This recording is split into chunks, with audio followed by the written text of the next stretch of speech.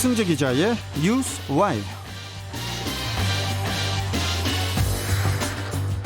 자, 중부일보 백승재 기자, 안녕하세요. 안녕하세요. 중부일보 백승재입니다. 예. 자, 더불어민주당의 대선 후보 선출을 위한 인천 지역 경선과 또 2차 선거인단 투표 결과가 지난 3일 일요일에 이제 마무리가 됐는데 이재명 경기지사가 과반 득표로 승리를 거두면서 인천에서 희비가 엇갈리고 있죠. 자, 먼저 선거 결과 간단히 설명을 좀 먼저 해주시죠. 네. 지난 3일 인천 송도 컨벤시아에서 열린 민주당의 인천 지역 대의원 권리당원 경선에서 이재명 지사는 7,800표를 얻으면서 과반 득표를 했고 2차 국민선거인단 투표 결과에서도 이재명 지사는 17만 2,237표를 얻어 승리했습니다. 이에 이재명 지사의 누적 득표는 54만 5,537표로 이낙연 전 대표보다 20만 4,461표 앞선 상태인데요. 2차 선거인단은 49만 6,339명으로 투표 규모가 가장 컸던 만큼 인천 경선이 두 후보의 경선 승부를 가를 최대 분수령으로 꼽혔습니다. 예. 자, 이재명, 이낙연 양측 후보의 인천 캠프에서 이번 경선 승리에 사활을 걸었지만은 이재명 지사가 승리를 해서 상승세 분위기일 텐데, 자, 먼저 이재명 지사 측의 인천 캠프 분위기 좀 어떻습니까 지금? 인천 지역 내 이재명 지사를 지지하는 모임인 인천민주평화광장은 인천 경선 결과에 대해서 이재명 지사의 승리를 예상했지만 과반 이상의 득표율을 보인 것에 대해 기대 이상이라고 설명을 하면서 쾌거를 이루었다는 분위기입니다. 네.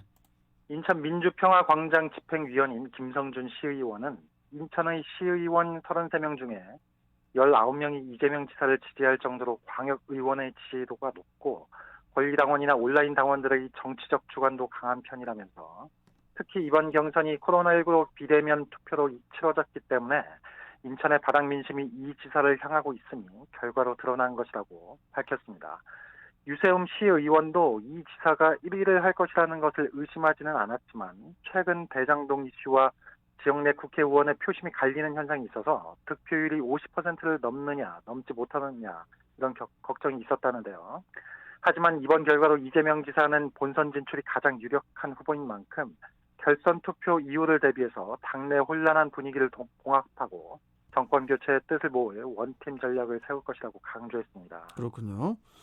자, 그러면은 이낙연 전 대표 측의 인천 캠프 분위기도 좀 전해주시죠. 네.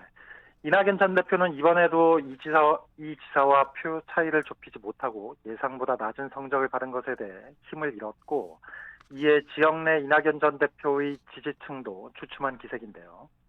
인천 경선을 이 지사의 과반 득표를 저지하고 결선 투표를 가기 위한 역전 기회로 노렸는데 예상만큼 결과가 나오지 않았기 때문입니다. 예.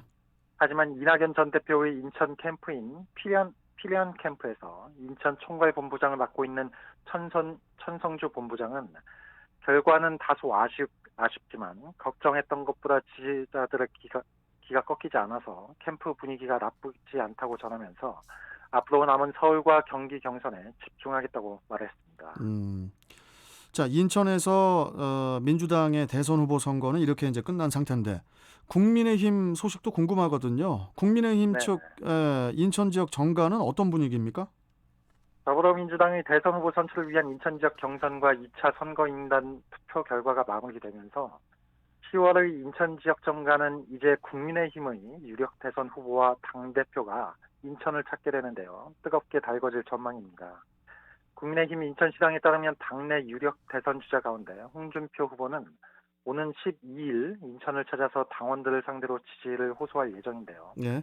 이번 홍준표 후보의 방문 시점은 오는 8일 있을 2차 예비경선 컷오프, 이 2차 컷오프가 치러지고 난 뒤인데 예. 현재 국민의힘 대선 경선 후보들이 표심 공략을 위한 총력전을 이어가고 있는 상황에서 홍준표 후보와 함께 윤석열 후보가 양강 구도를 형성하고 있고 아마 이 두 후보는 2차 컷오프를 통과할 것으로 보입니다. 예.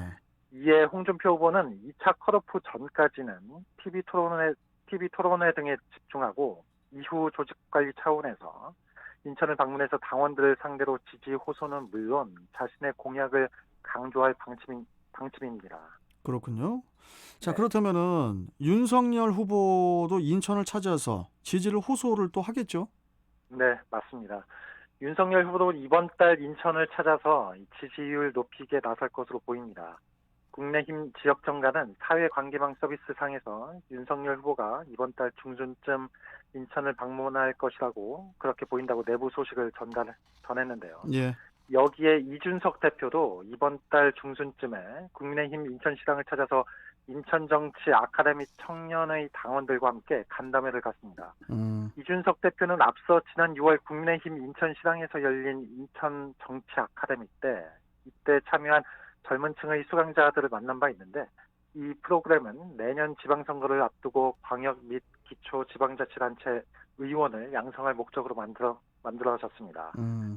그리고 국민의힘 인천시장은 이 분위기에 힘입어서 박남춘 인천시장의 시정 실패 내용을 분석해서 시민들에게 알린다는 전략인데요. 박남춘 시장이 지난 23일 페이스북을 통해 밝힌 2022년 대선 인천 지역 공약 채택을 위한 인천시 제안 20선을 밝혔는데요. 네. 이에 대해서 국민의힘 인천시당은 실제 인천 시민의 목소리가 담겨서 대선 공약으로 정한 것인지 따져보겠다고 강조했습니다. 알겠습니다. 자, 여기까지 오늘 말씀 듣도록 하죠. 뉴스와이 백승재 기자와 함께했습니다. 고맙습니다. 예, 고맙습니다. 네. 자, 유튜브 댓글